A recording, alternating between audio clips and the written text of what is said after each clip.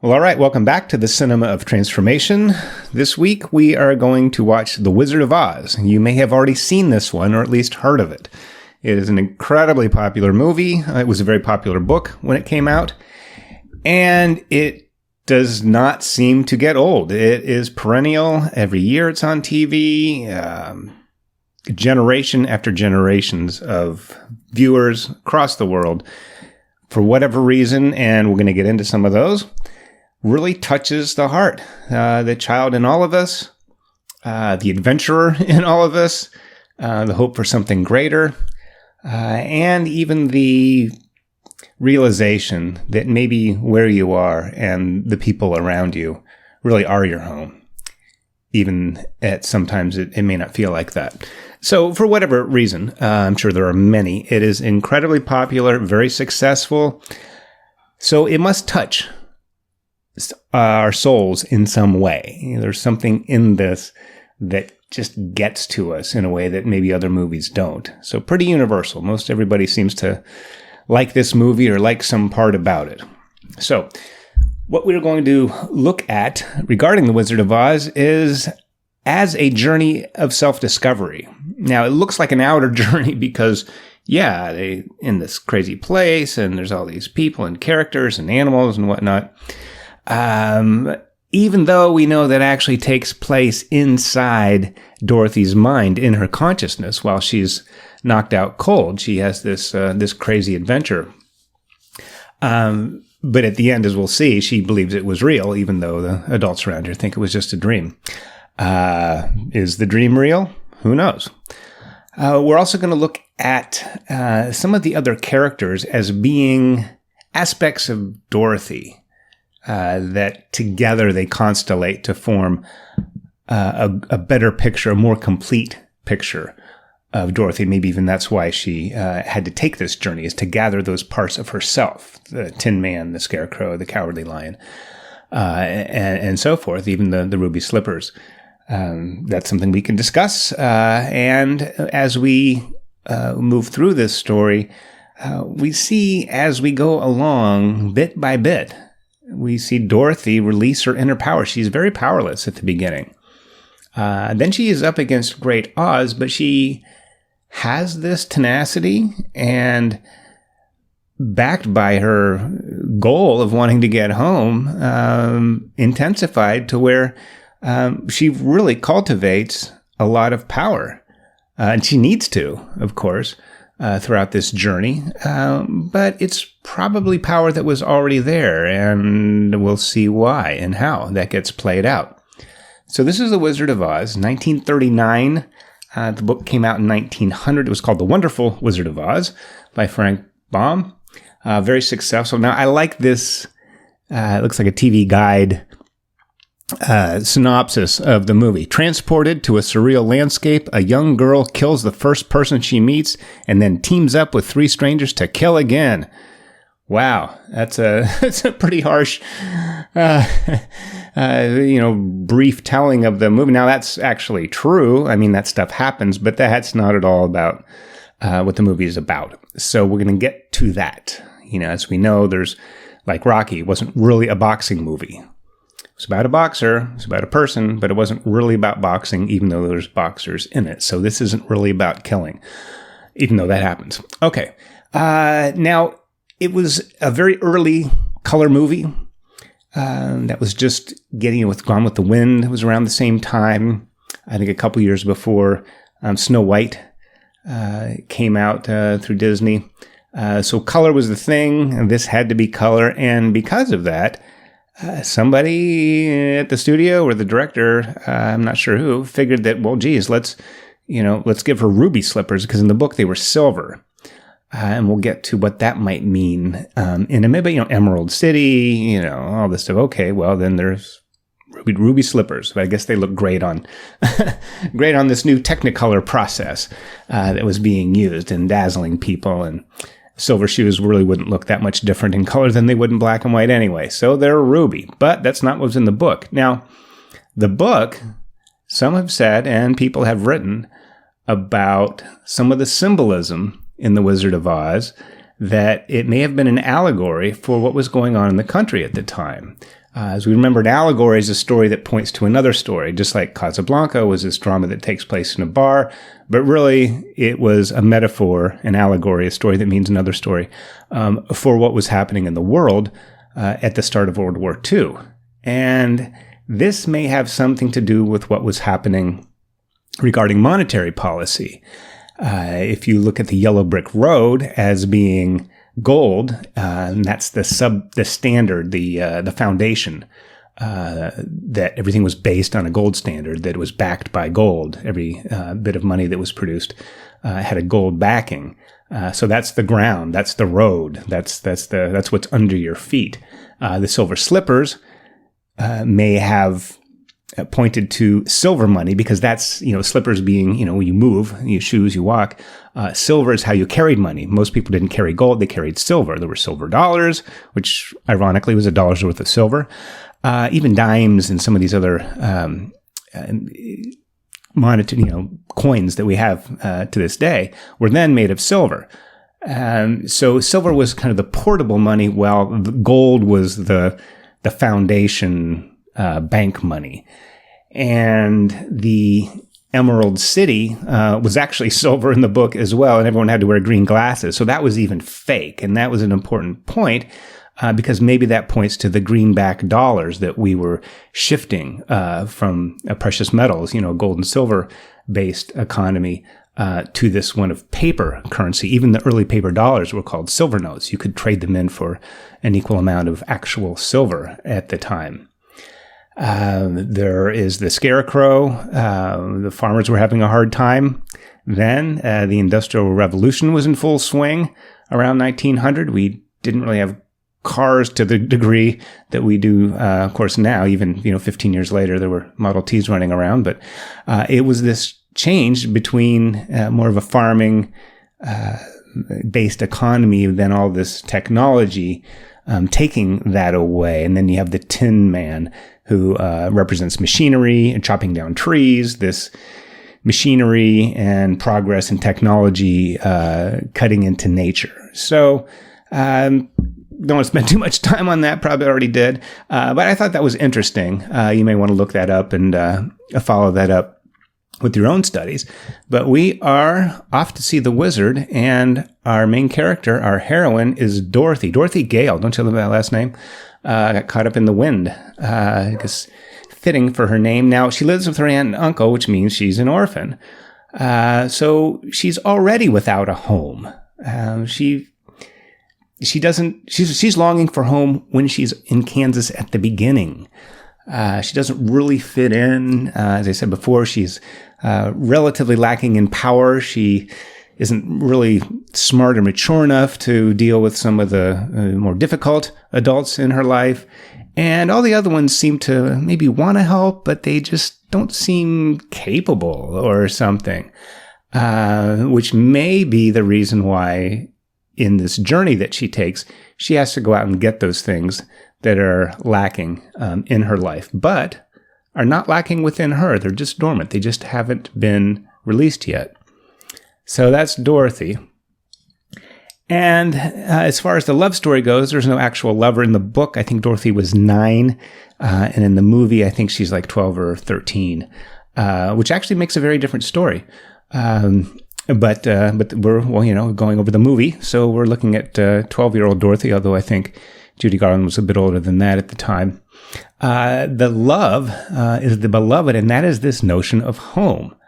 It's the yearning, the longing in her heart to return to a place where, it's not just a house, but it's a place where she belongs in her heart. She keeps saying, there's no place like home. Well, that's at the end. There's no place like home. But all throughout the film, she wants to get home. We're not in Kansas anymore. I need to get back home. Follow the yellow brick road. So she does everything that she does in the journey is really to get back home. And even when she's captured by the Wicked Witch, she has this moment with a crystal ball where she sees Auntie M calling out for her. So here it is at her darkest point. There is still this connection, this spark of this emotional passion to get back home.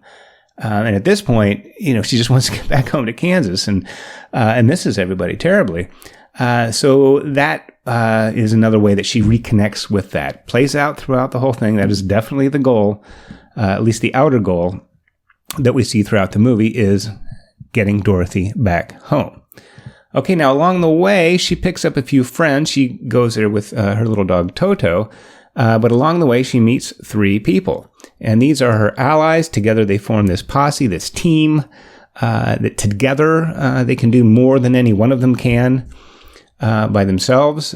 First one we meet is Scarecrow, who wants a brain. He's lacking a brain, or at least he thinks he is, but he does have some intelligence. He does have some smarts, and we see this.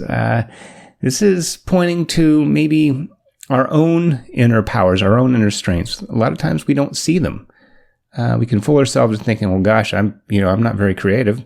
I've heard people say that who are really creative. They just don't realize it yet, or maybe have a different definition on what creativity means.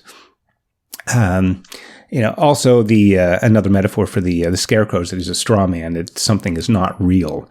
And again, this what is real, what is not real in Oz and in this whole journey gets brought up over and over again. And as the character Hunk in Kansas, he even offered some advice to Dorothy. So yes, he's the one that needs a brain, but he's also demonstrating that he has at least some brain power throughout. Next, she and the Scarecrow pick up the Tin Man. He claims to not have a heart, but what is he doing? He's very sensitive. He's very worried. He cries all the time. He rushes himself shut with his tears. So someone without a heart probably wouldn't be like that. So again, he probably has a heart, doesn't realize it yet. And like I mentioned, it may have, at least in the original book, have something to do with mechanization and the Industrial Revolution. And as a woodcutter, or even as a robot, he's a false man like the Scarecrow.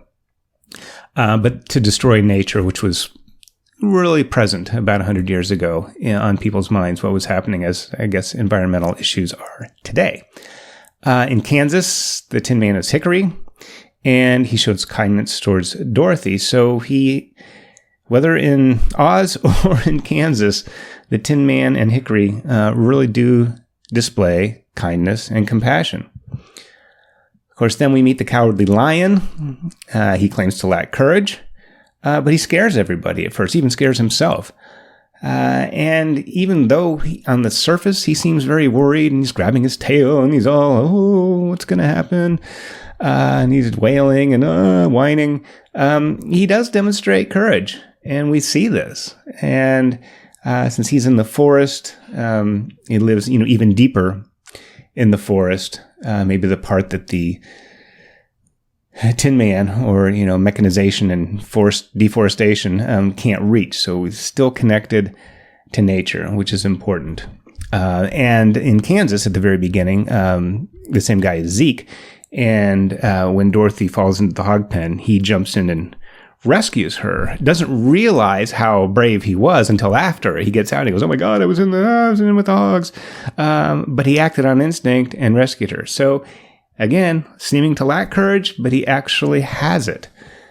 Okay, one of the mentors, an ally that we see throughout when Dorothy first arrives in Oz, we see her in the middle when the Wicked Witch brings the poppies to put them to sleep. She brought the snow that woke them up. Some people think poppies relate to heroin and snow relates to cocaine, but that's probably another story, and I'm not sure that's what Frank Baum had in mind when he wrote it, but who's to say? Can't ask him. So Glinda is the good witch, and she does offer assistance at the beginning, tells her to take the slippers and follow the yellow brick road. And then at the end, she just says, well, knock your heels together and, you can go home. Doesn't seem like she does a whole lot, but she does just enough. And that's an interesting thing about mentors. They can't do everything for you, because if they do, you're not going to learn anything. So they have to be very present and very involved, yet at the same time, they have to know when to back off and really be distant or even disappear, so that the student can become a master, that this initiate can become wise and unfold her magical powers. Okay, so we have another character who is somewhat of a mentor, somewhat of an ally. And he's the Great Oz in the city. Also Professor Marvel at the beginning. And he's very much an imposter, very much a trickster. Changes his persona. Of course, Professor Marvel isn't, that's a fake persona when he's doing his gypsy fortune telling at the beginning. He is the doorman, a threshold guardian at the gates of the Emerald City. And also, same thing, he's a doorman in disguise. Of course, we, see that it's the same person, but he's in disguise as the doorman that either lets people in or doesn't let people in to see the wizard. And this happens in some stories that a person will actually act as somebody else. That way they can size up who this guest is coming to visit and get a read on them and see if maybe they're worthy of having an audience with them. So very much a trickster.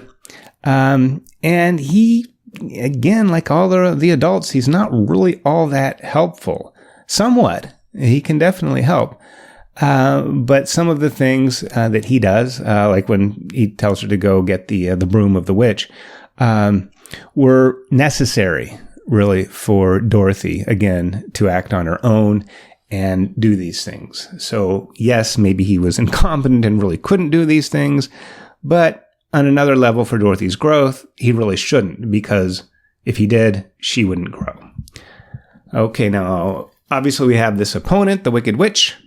She wants to revenge the death of her sister when the house fell on her. She wants those shoes back because they're her sister's. Willing to kill Dorothy for those shoes.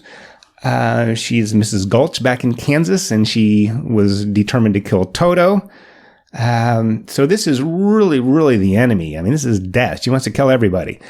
And this evil to confront, this shadow force, maybe the shadow side of Dorothy, she has to face that. And in doing so, she rises to the challenge and releases even more of her inner power. And like the Glinda, Good Witch, the Wicked Witch also has magic, but she uses it for evil intent. So that may say something about magic. It's not the magic itself. It's the intent you have behind it, just like any kind of technology. All right. And finally, we have the Trickster. In this case, it is an actual animal. And we've talked about this Trickster before in characters, in human characters, as having this animal instinct, a person that acts unexpectedly. And on instinct. And that's great in this one because it's an actual animal. So even at the beginning, escaping out of the basket, even being naughty with Mrs. Gulch that caused some of the trauma to begin with. Always running off, Toto, get back here. And especially at the end when, they're all set to go in the balloon and then Toto sees a cat and jumps out of the balloon and Dorothy runs after him and it ruined the whole plan to get back, and now there's no way to get back. But that's not how she was supposed to get back. So every time Toto seems to really mess things up, it's actually purposeful, and it moves the story forward, and it moves the characters to where they need to be for their transformation and growth throughout. Okay, so it takes about half the film for Dorothy to get to Oz and to pick up the other three people, the Scarecrow, the Tin Man, and the Cowardly Lion, together. And it's right about that time they sing the song. We're off to see the wizard. They can see the Emerald City. It's in sight. They're not there yet. There are many challenges even getting there. More challenges once they do get there. But it takes about halfway to get all these characters together. And we'll see how maybe this is important because maybe if these characters do represent aspects of Dorothy's personality, then she's gathered them up. So she has these three others and Toto, and then together they can do what Dorothy on her own could not do. So they have challenges and there's no looking back. They are off to see the wizard. And they get to the city, and they try to see Oz, and it's a mess. And then she has to go get the broom from the Wicked Witch. That doesn't go as planned, and they're captured. Again, Toto escapes. The Wicked Witch is going to kill all of them. Dorothy first, because she wants those shoes. And here is a moment of truth. It's also the appointment with death. She thought it was going to be her death. She was even given an hourglass. The time's running out. So very much a scheduled appointment with death. And so the witch goes after the Scarecrow with fire, and Dorothy just reacts on instinct, grabs a bucket of water and puts out the fire. But in doing so, ends up getting the witch wet. And of course, she didn't know that. We didn't either. But apparently that's not a good thing for that kind of a witch to be doused in water, and it ends up destroying her and melting, that whole thing. And this is a transformative moment. Yes, she kills again, this time again, sort of on accident, but she summoned everything she knew. She had her brains, she had her courage, and she had her heart, because she was looking after her friend. She just wanted to save her friend who was on fire. All these things were necessary for Dorothy to rise and become who she is. And now, facing death, coming through the other side, we have this transformative moment where she's born again. Now, instead of being this scared, helpless little girl, all the witch's minions are like, hail Dorothy. Now these were enemies. Now they can actually help, and they see her as being, she's the one in charge now. So, wow, what a change from the beginning to get to this point. And from the beginning, we get to the ending, fully in the return. This actually the whole story is about the return. The first at the beginning, she actually wants to run away from home, but she doesn't realize that actually is her home. She's looking somewhere else, somewhere over the rainbow, in fact, for this home. Home is where the heart is. And I guess she had to look there, didn't she? So really, this is all about a return home, trying to get home. So she finally does. When they return back to the city with the witch's broom, that's about when the return phase of this, the Act 3, begins. And another thing about Toto, I may just add, when they are back to see the wizard, Toto's the one that pulls the curtain aside to see that this wizard is really just this guy, by paying no attention to the man behind the curtain, throwing all these knobs and levers. That's another instinctive thing that Toto just did. Again, ended up being a really good thing. So when Dorothy now is able to go back, very interesting when Glinda says, "Oh, well, you didn't need the balloon. All you needed to do is click your heels 3 times and say there's no place like home." And it's like, wow, what a letdown. I mean, why didn't you tell me that at the beginning? I didn't have to go through all this nonsense. Oh, but she did. She had to. And it wasn't nonsense. This was very, very necessary for her to grow and to become who she needed to be. Because when she comes back to Kansas, and she wakes up from this head injury, she's a different person. She went on an actual journey, even though maybe it all took place in her other state of consciousness, whether it was a coma or a brief near-death experience, some altered state of consciousness that took her to this faraway place. She had to take that journey because she had to claim these parts of herself. She had to rise to the occasion. She had to claim and release her own power. And in doing so, she returns to a place that, yes, all the farmhands and Auntie M and, they're all the same, but she is way, way different. And she knows now that this is her home. But it took her leaving home, at least in her dream, to find that out. So that's Dorothy, the return back to Kansas from the Wizard of Oz. And this is our movie this week.